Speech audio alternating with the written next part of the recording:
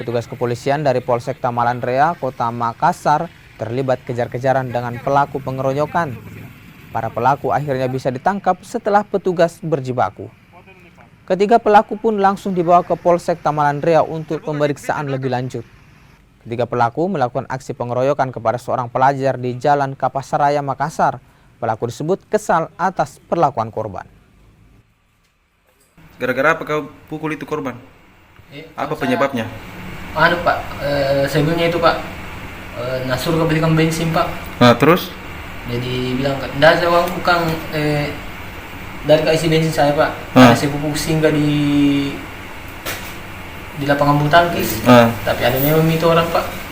Berapa orang kau pukul? 2 Pak ini Pak.